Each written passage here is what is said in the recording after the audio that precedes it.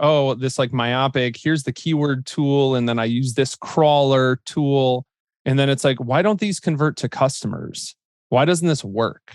Right? Oh, SEOs, that's not how people buy anymore. Wrong.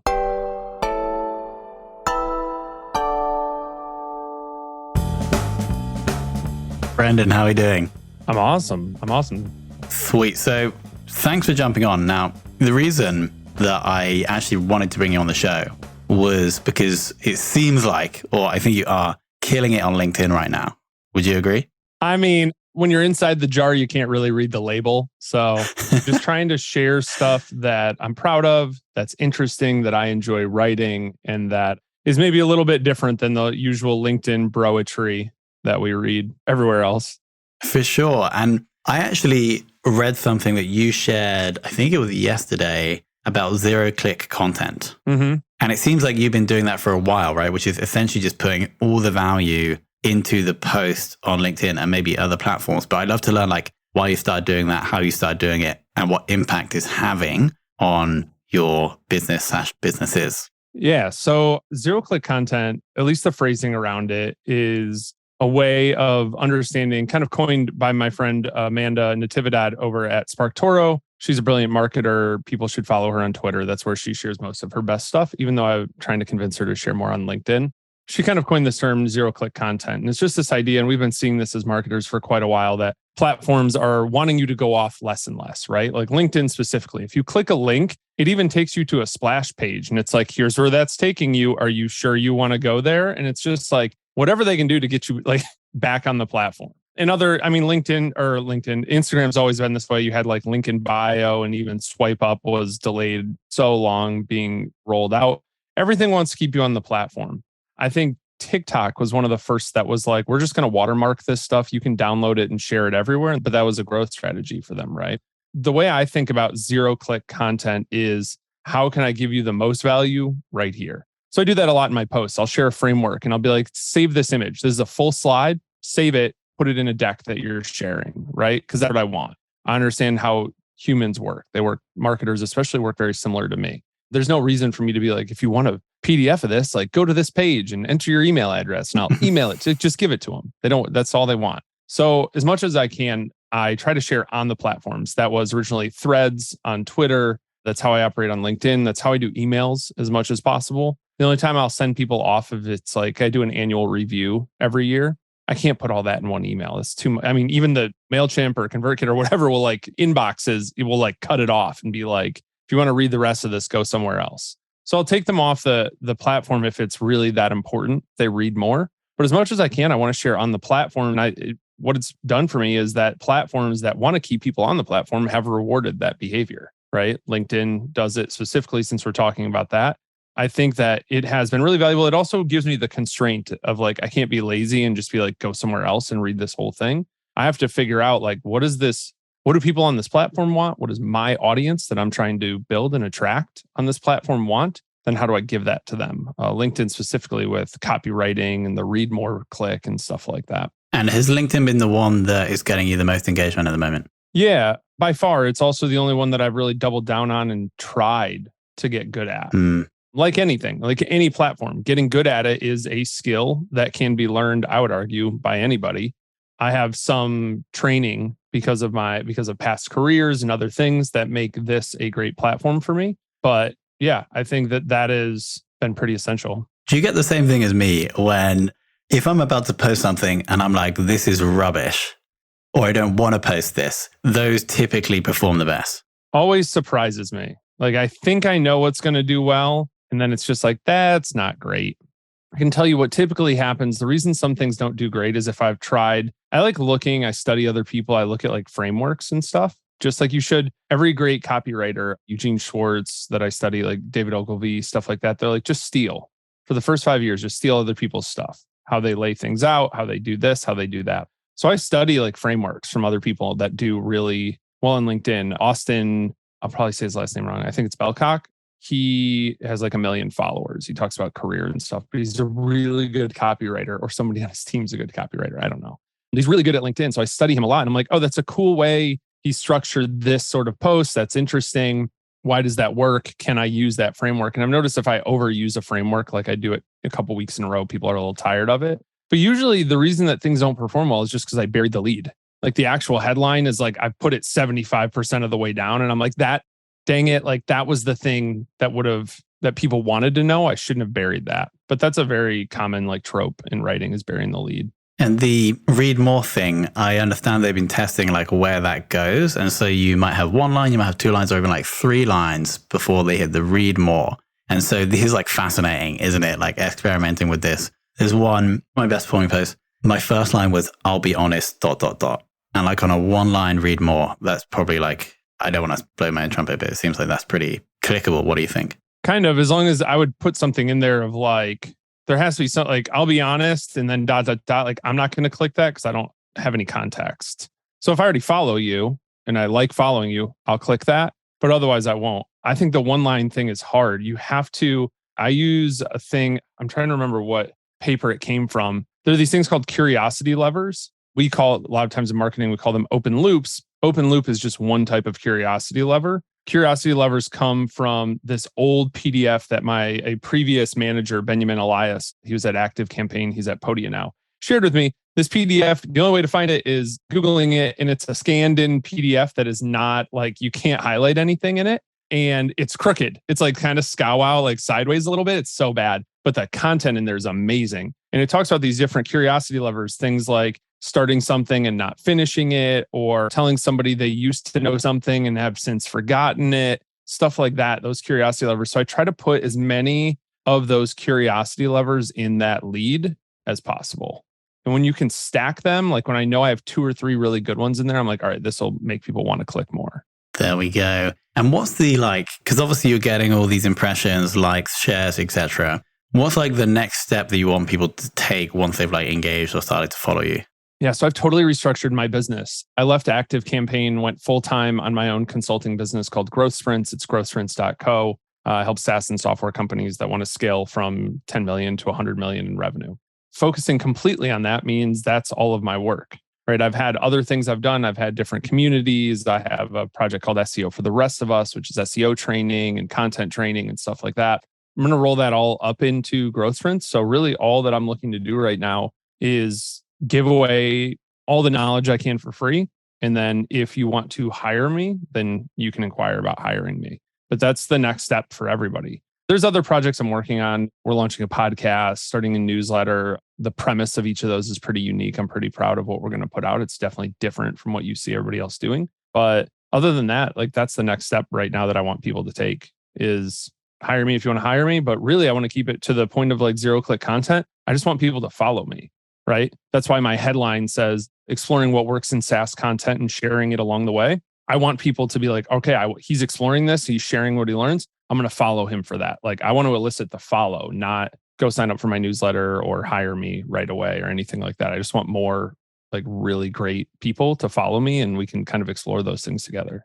Because let's say like on LinkedIn, you know this too, on LinkedIn, like the value is the comments. Like that's where the best stuff is. So I want smart people to follow me who are going to be like, I disagree. Or like, have you thought about this? Or I read this book. And I'm like, oh, I didn't heard of that book. Like, cool. Like that's where I get a lot of value too, is building true. You hear a lot of, this is like a trope now. It's like build community. And like, what does that even mean? Most people, it just means like start a shitty Slack group. For me, it's, you know what I'm talking about. We all know, we're all in on it. But like, for me, it's like, I want a community around my posts where there's like 10 to 15 people that always engage. And I know who these people are because they always do. I want to like have that sense of community around this topic. But the place we gather is just my LinkedIn posts. There's so much about that I really like. Like there's 2 things, 2 trends in B2B that I think you're encapsulating here. One is give away all your best stuff, like through the LinkedIn post, but also assume in the podcast and newsletter, you're just going to be giving stuff away because the people that are going to be good at or like have enough money to like want to do the stuff you're doing are like don't have the time to do it. So they'll just come to you and get you to do it and pay you handsomely for that. That's the first thing. And then the second thing is also understanding that not everybody in B2B is ready to buy right now. So your main CTA here or goal is increase followers so that when they'll come and follow, engage, that will get you a great audience. But then also in like 3 years, when they're ready to hire you, they will, because they've been learning from you for the past 3 years. So loving this approach. I want to, and actually let's give a like mid-episode CTA for everyone to search Brandon Hufford on LinkedIn and check out, that's the exact tagline we have right now. Check out his profile and follow. Okay, cool. So everything's being rolled up into the growth sprints. And these are just 3 months SEO focus sprints. Yeah. So I also do a lot of agency coaching and stuff because it's also something I love doing. It's inside a program called the Blueprint Training. We help people start and scale SEO agencies. It is everything that I've done. It's all the behind the scenes stuff, right? Like I'm not building an audience on LinkedIn of agency owners. I don't talk about that. And not that I don't have anything to say. I have a lot to say. I just share all my best stuff inside Blueprint. And the way that I've structured my offer is based on my positioning. So a lot of times people that do SEO or do content or whatever service, they're like, I do this service. Now let me figure out how to do it for who wants this thing, whatever. It's the wrong way to build a business. You need to have a matter of positioning of like, who do I serve? And then exactly what do they need? And that's how I built things over time. The last agency that I worked at was very much just an SEO and PPC agency. We realized everybody first of all, we had no positioning. We were like, we're a B2B performance marketing agency. Then we became, if you looked at all of our case studies and all of our client logos, they were all SaaS companies. We just were never saying it. And we were nervous to say it. Then we said it. And all of a sudden that influenced our offer. We noticed all of our clients were using Drift or HubSpot chat. So we made that a part of our offer, right? That's not SEO. That's not PPC. But it's a more compelling offer of like, hey, you're paying $5,000 a month for Drift. Can we optimize that for you? And that also makes our PPC results better, our SEO results better. So I've done a lot of that. It's not focused on SEO. It's certainly not focused on technical SEO, right? We're not in the business of doing $10,000 audits just to give you a monolithic list of stuff that's not going to actually move the needle. So my offer is very much based around what I find actually works in SaaS and software, in SEO, but also in content. I think a lot of people come to me for SEO. And then when we get into the discussion around what my services include and where I can best help them, it's like, oh, it's that, and it's that too. Wow, you really understand what we're working on and what we're doing. And that offer, I think, is really key. We did the same, it works in software too. So if you work at a software company, we have to align incentives, right? Like the Active Campaign spends all this time in all their marketing talking about marketing automations and things like that. But how does Active Campaign make more money? We make more money when people grow their email lists because people pay on subscriber tiers. So instead of telling people like, here's how to add more automations, here's how to do all this other random crap, why don't we just teach people how to get more email subscribers? We know that'll grow their business. So all of our content should focus on that. Our nurture sequences, like everything should focus on how to get more subscribers, how to get more subscribers. That would also grow the business. A little bit of an uphill battle for various reasons to get that done. But I think that's the biggest thing is like understand how you make money and understand how you also help people. But I think that's an important clarification. I'm happy to go into the offer even more if that's helpful. Okay, cool. So we have covered this one thing that I think is a big opportunity in LinkedIn right now, which is in B2B right now, which is LinkedIn. There's also a LinkedIn post you did outlining what you propose or a suggested like content approach. If you were advising like let's say a relatively new SaaS founder, like seed stage funding, they hadn't started anything marketing or content or social, what would you explain to them to do? So that's a really good question. My question is, how big of a customer base do they have? How much money are they making? And how close to genuine product market fit? How much does the product, I look at product market fit as like the product markets itself, and we don't have to just keep growing. We just want to accelerate that because a lot of times marketing is brought in to fix other things, and marketing very rarely fixes those things. It can't fix your terrible churn. It can't fix your terrible revenue retention rate. That NRR and stuff, like can't fix that stuff. It could put a Band-Aid over it. It can give you a false sense of growth because all of a sudden we start moving into the green versus in the red before. So I think that's an important caveat to understand. Yeah, it's so good that you asked that question to get more context because I've seen it so many times when like a SaaS CEO is like thinking that marketing, like getting more people into the funnel is going to make their product better. It's just completely ridiculous. Yep. But for the point of this discussion, let's say 100K MRR, like all the metrics are going in the right way. So there's a suggestion that there would be. Yeah, all things optimal, right? Yeah, exactly. So, but they haven't really done anything content, social, SEO. Mm-hmm. What do you recommend? So I think two things. There's the marketing and content piece, right? There's also a more important piece of, is somebody on my team that is closely tied to content, or is the content person, or am I? If I'm the CEO and I'm kind of starting the company, I'm still wearing a lot of hats. Am I doing two things? Am I spending time interacting with customers every single day or on a regular basis, or somebody on the team does, right? So let's pull the CEO out of it a little bit. Let's talk about maybe team or something like that as well. Because if you're doing over $1 million ARR, then you probably have some people that are working with you, right? So 30 minutes a day, or at least a couple times a week, talking to customers, 30 minutes a day, interacting in communities that our customers are in, right? And by community, I don't mean like, again, a Slack group or a Facebook group. It can be those things if those things exist, but it could also just be in the comment section on somebody else's LinkedIn post. It could be in the, like, community is any place where the person that organizes it is out of it and it's about the people interacting with each other. Audience is like, I help you. Community is you help each other. I'm just a homie hanging out here. I don't even need to be here. I just make it better for everybody to connect. So anywhere that a community exists, are we spending time interacting there every day? That's going to influence a lot of the content. We're going to see what resonates. What do people share? What are they interested in? We're going to have a really good sense for that. And if you're an early seed stage CEO, like, you should know. If you don't know your customers, like, we might be building the wrong product, right? Like, you should already know where the watering holes are. You should know who your audience is. You should know who your amplifiers are, right? Like, who are the people that are sources of influence within that audience? We should know all of those things. Assuming, again, all things optimal, we know those things. I look at early stage. Creating depth is really important. There are some platforms that can go really wide. There are some that can go really deep. A podcast can go very deep. It is very hard to use a podcast as a growth channel. It'll get cited if you're doing, especially if you're doing like high ACV B2B sales and stuff, or whatever, like your product is really, whatever, I'm using too many buzzwords. If your product's really expensive, then you need to go deep. And on your forms, it'll be like, how did you hear about us? Oh, the podcast. But the podcast isn't the growth channel. It's the thing that brought them deep enough in a relationship to go, all right, I'm going to finally buy this thing, right? Or like, I can't wait to buy this thing when I have the budget or work at a company or whatever.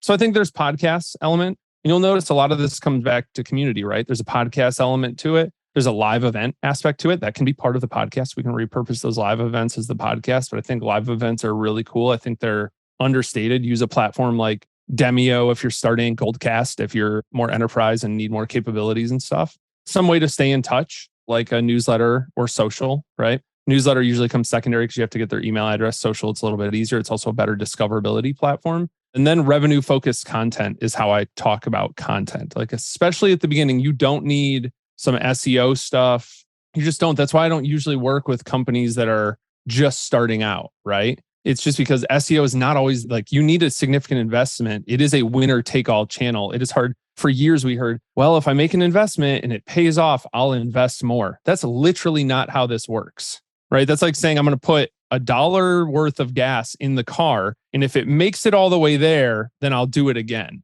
Like, you got to put enough gas in to get it all the way there. And with SEO being a winner take all kind of platform, right? And there's some argument to that. It's not always right. You can go after different things or whatever. But in rankings, whatever ranks first gets the most clicks, right? There is some zero sum aspect to it. So you have to make a significant investment. It's not always the best for those types of companies. But revenue focused content is, we can back into some SEO stuff. We can back into some, I call it demand capture, right? Demand that already exists in search that we're capturing. But it's also demand gen platform or content. It's sales enablement content, this revenue focused stuff. And that comes out of the customer conversations. That comes out of what you're seeing in the communities, right? All right, but what are people really struggling with? Oh, what they're really struggling with is not like SEO tactics or content tactics. What they're really struggling with in these companies is building a culture of content. What if I wrote an article that's like the definitive guide to building a culture of content in whatever type of, in my case, in a $10 million a year SaaS company, something like that. There's a piece to it where you really figure out like where the money is. And it's not just like, a lot of people go with those bottom up funnel searches, like best whatever software. Those are fine, but that's cool if you want to start with a keyword. But I want to start with the stuff that all the SEO tools says nobody's searching for, but I know people are. I would start there. Got it. So we're not advocating like a hardcore keyword driven SEO strategy at first. We're first trying to like actually understand what problems are, engage, create a real community, and then start creating, I think, much like bottom of the funnel content based on the actual problems that these people have. Yeah, I think it was, I don't know if it was Rolls-Royce. I should get this analogy better. We'll say Rolls-Royce for the sake of this, but David Ogilvy had that like famous line where it was like, at this speed, the loudest sound you're going to hear is the clock. He found that on like page 87 of a technical manual. And all of a sudden, that's like the best headline. So you'll find like if they have persona decks and like whatever, like this is on my agency side, but like if you're in the company, that stuff comes out of customer conversations. That comes out of, I call it like a 3S strategy, talking to sales, success, and support. Talking to the people who talk to customers a lot, right? Talk to them directly, but then talk to the people who talk to them. If you're in a bigger company and you have access to Gong or something like that, where you can hear all these conversations and search for terms and then pull up all the conversations where they talked about these things, like, I think Gong's the best content tool out there, personally. It's not cheap, but it's amazing. There's a lot of cool stuff you can do, but it all comes back to those conversations. And that's where you figure out like why people buy. So what I'm hearing here is that the gold sits within the minds of the customer. And because we can't get into their minds, we need to hear them talk. And once we have that, we can create stuff that's going to help them. Yeah, I also like to go a bit deeper because I think a lot of times we start with like, oh, what are your pain points? What are you struggling with? Like, ew. I think the thing is the other, and you learn this in sales really early. It's these things you've heard of. I don't know if have you ever heard of phantom pains like in your body? No. I have a friend who's in the armed services and he lost his leg and in combat and still has terrible pain. Sometimes the nerve endings still send messages to his brain that his leg is in a lot of pain, even though there is no leg there. And he calls it like, this is a thing called phantom pain. This is also true in marketing, right? People have phantom pains. If you ask them what they're struggling with, they'll give you an answer. And then you're like, you figure out ways to ask why, like 2 or 3 times. And all of a sudden you get to the bottom of this. It's like, oh, this tool will save you time. Well, why do you want to save time? They give you an answer. I get why you want to save time. Why is it important you save time like right now? And they give you another answer. Oh, interesting. So I get why it's important that you save time right now, or, why whatever you say, the next thing is, why is that important to you based on something else? Or just use I'm trying to remember the negotiator who wrote the book, Chris Voss, I think is his name, where you just mirror back to them. They say like, I need to save time. And you go, save time? And all of a sudden they'll like gush, they'll just elaborate more and more and more. Anyways, you don't just ask why 3 times. That's super annoying. I want to give people actual advice here. So you ask those types of questions, you take that question, you get down 3 layers deep and you're like, oh, they don't want to save time. They're afraid they're not going to hit quota and they're going to get fired. That's the real pain point, right? So maybe we start putting maybe there's some thoughts there. Maybe like, here's a guide to hitting quota, getting promoted 3 times in 6 months and never worrying about getting fired again. That's going to get somebody's attention, right? Like that's revenue focused content. Got it. So we're doing this, we're taking those insights, we're publishing them on one single social channel to get that working. I guess if you're like within the business, then either you do it or you have the CEO do it. And then we're going to be writing like a few of these posts, like a month or 1 per month for this revenue focused stuff. Once that's all going well, we're getting good feedback. Do we then move on to like keywords that are higher up the funnel? I think a couple different things. So again, if we're early, there is no downside. If you are the majority shareholder in a company, there's zero downside to building an audience around your customers. Asking your marketers to build an audience around your customers sucks. Like I'm working at an email marketing company, so I have to build an audience. Like all of a sudden now all I talk about is email marketing. Like that sucks. And then I go to another company I'm working on time tracking software. So this whole audience I've built around email marketing is like, what the hell he's talking about time tracking now? Like that's weird. But if you're I don't have any shares in the company, so I'm not incentivized to do that. If you own the company, you should only be talking about that stuff. So very much build a hiring brand, meaning like a pipeline of like talent that you want to get on board and work for you, but also like talk about those customer pain points constantly. I think you can move like SEO stuff up the funnel, but let's be honest, if we're really trying to grow this, I think there's other pieces. So there's, like I said, a social piece, an events piece, a podcast piece, newsletter. There is an SEO piece to it, but I have never worked with a company or seen a company who had completely canvassed what I would call this like revenue generating content, where I've gone to like do one of my sprints because I work in sprints, just these like short pieces within like a 2 to 3 month engagement. But I've never gone to do the revenue focused content sprint and gone, well, crap, they have everything already.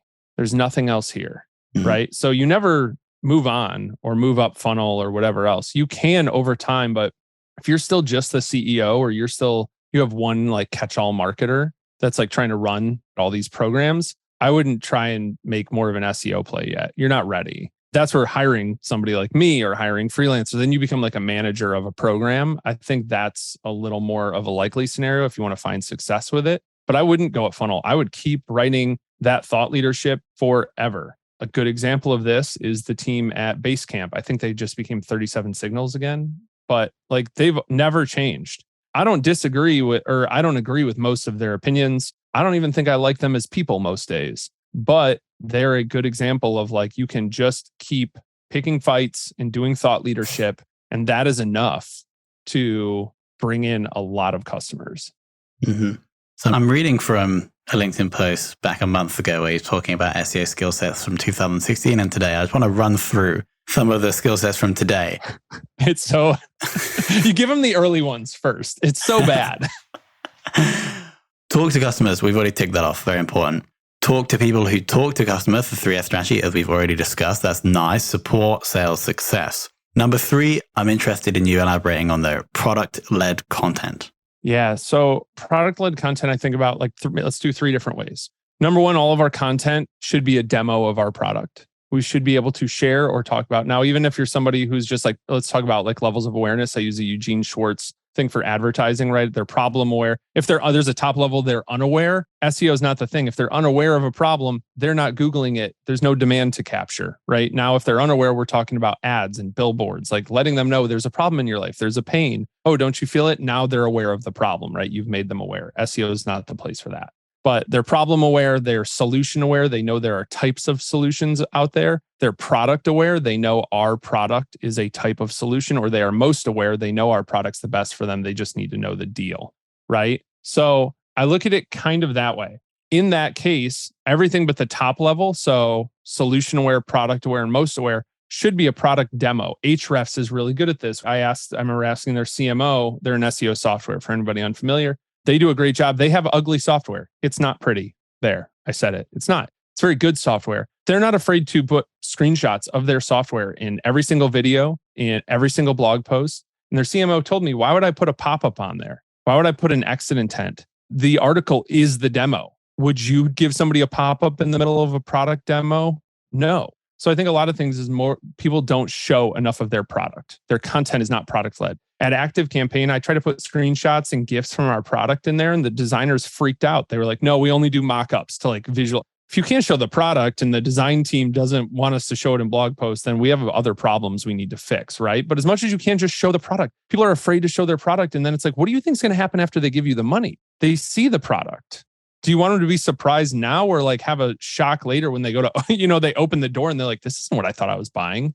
All of that said, show the product in your content, please. Trust me, it works better. Only the right people will buy, your churn will go down, all of these great things. Second piece is that like the data from our product can be publicized. It can be anonymized, but like building a dashboard, building something interactive that's cool, a calculator, something else, or just if you can, kind of third piece, make part of the product public, right? If you are an event software, all of your event pages for all the events that people make should be public, right? They can get indexed, they can bring in traffic in aggregate. You'll end up with this like product, what I call product-led SEO effect, where it's like Zillow is a great example of this. G2 is a great example of this. Even Trello, where like people's boards can be public.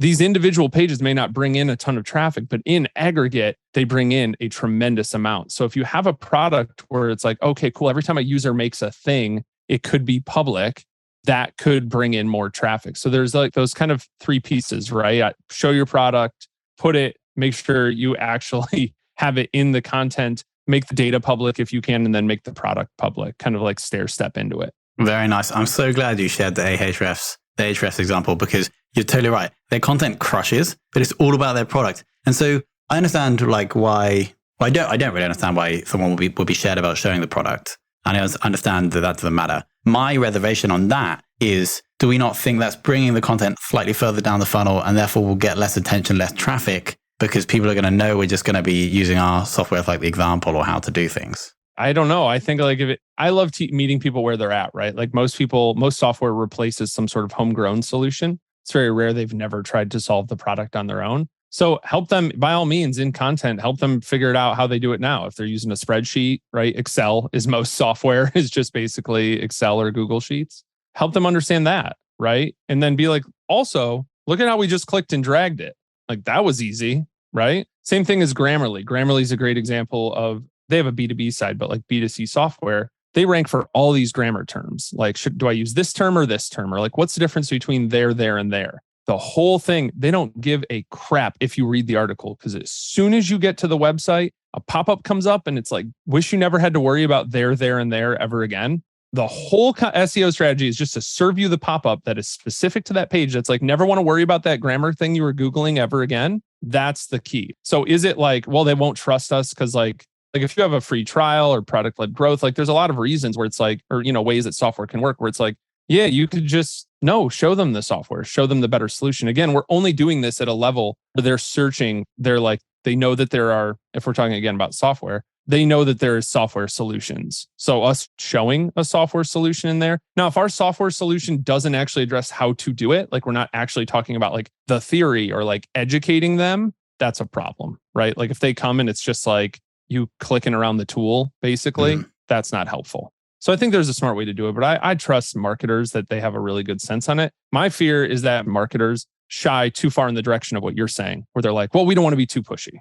So like, don't show anything. Very few marketers are going to go overboard with the tool side. You might think like, well, marketers are going to market, we ruin everything. In this specific case, I rarely see blogs that are showing too much of the product. Got it. And final point and final question of this interview is build backlinks on autopilot. Yeah. So one of the sprints that I do, I mean, look, like I've been in the trenches on link building. I have bought all the backlinks, and everybody who talks about like, don't buy backlinks, that's against Google's whatever. Trust me, every big software company, every big company that you've ever looked up to or whatever, they're all buying links. Every single one of them, the big blogs, whatever else, they're all buying links. Or they're trading them with other people. They have a lot of people, or they have people that have access to 100 different websites because they like guest post there. And then like they just are all in the spreadsheets being like, you give me my 30 links, I'm going to get you yours on the sites that I have access to, and right? Like I watched this guy launched his blog, and he like came out to a lot of fanfare, and he was like, launch your blog like a startup. Look at all this traffic I got. I'm like, dude, you just launched your blog and you have a link on a HubSpot post from 5 years ago. Like, who do you know at HubSpot that gave you inserted a link to you in a 5-year-old blog post? Like, everybody pretends like this stuff isn't happening, and that's the game. I know like 5 or 6 people that are members, and this sounds weird, but like they're like the link building Illuminati in B2B tech. Like they know everything. They can get you all the links real quick, and they're good ones. They're real good, and you'd be surprised. But my point is like, I've bought all the links. I've also done all the outreach. I've begged. Trust me, I can show you the scars in the spreadsheets of like all these people. And I did all the systems. Begging for it sucks. Paying for it sucks. The other game of like trying to trade for it and figure out who the people are that have the thing, just that sucks too. What I do on autopilot is I just figured I've been writing content for so long. And if you write enough content, you start looking for like resources to cite, right? You're like, who am I going to link to? Who's a good resource on this? Who should I share? If I'm looking for a statistic or a trend or something, right? A take that I want to include that's going to be interesting. A lot of times people Google that. And there's a lot of searches that have what I call link intent. It's just somebody who's writing, looking for something to link to. So be there, be that website, be that person. Sometimes that'll turn into revenue, but really it's just, it builds that moat and it makes it so that competitors are like, how am I ever going to overtake them? Right? HubSpot is that in the B2B tech space. So you're just not going to outrank them. Maybe for like some posts, some specific stuff, but like as a whole, you're not going to build a more powerful website than HubSpot. Like you're just like, they're the ones that invented that strategy of like build a super powerful blog. So my point is, I like to look at strategies that build that on autopilot, that have enough of that content, maybe 10 to 15 pieces of content that every single month we know that they're going to pick up links from 5 or 6 different authority sites in our industry. And if we did do outreach for them, people are going to love to link to this because it's not like, hey, will you please give me a backlink to my blog about how to write blogs or whatever? It's like, look, I put together this really cool in-depth research. Nobody has ever done this before. Or we have like 5 years of data that we pulled and we're showing like how trends have changed over time, like something interesting, compelling. If you did do outreach, people would be like, of course, I'll link to that. It's a really cool resource. At the very least, they'll be glad you sent it to them.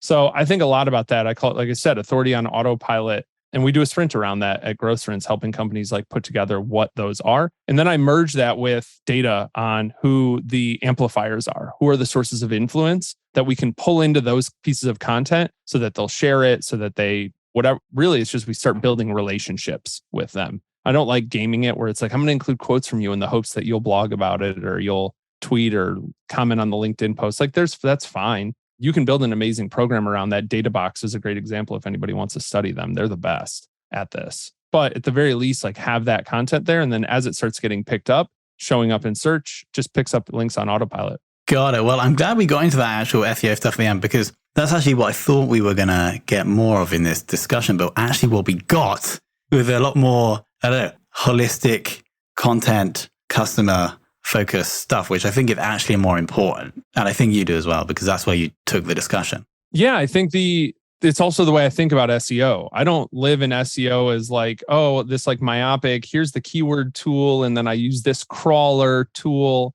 I've been in too many big companies, both on agency side and in-house, to see how it's SEO for the sake of SEO. And then it's like, why don't these convert to customers? Why doesn't this work?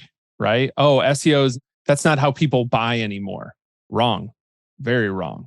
Right? It's probably tell me you're bad at SEO without telling me you're bad at SEO. The problem is too many places, well-meaning, have just started, they follow it's just this like snake eating its own tail of like, I follow people in the SEO industry, so I do what they say, but they're creating content just for the SEO industry. And then it's like, why isn't this turning into business? And I think that's what you and I are in the business of, right? Like we're selling money at a discount. And I think when you can figure that out and map to real business solutions, you can't put SEO kind of in a silo. Got it. Brandon, I want everybody to open their LinkedIn app or browser, search Brandon Hufford, Hufford, to follow Brandon. Brandon, where else can we tell people to go? What's the website for Growth Sprints? Yeah, growthsprints.co. Nice. You could also Google Growth Sprints. It'll come up. You can also Google Brendan Hufford LinkedIn. That way you can spell it as wrong as you want. There's only one of me, so that'll come up too.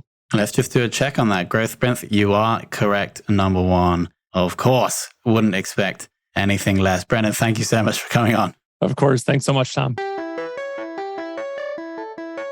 And I hope you enjoyed that episode. We didn't get what we expected, but we got a lot more from Brandon. Thank you so much, Brandon, for coming on and giving us a more holistic approach to B2B/SaaS SEO. If you're listening, please search for Confessions of a B2B Marketer on your podcast app, or just open your phone, give a rating and review, send me a screenshot, or just tell me on LinkedIn that you've done it, and I will get you a shout out on this show in a future outro. And of course, thanks for listening.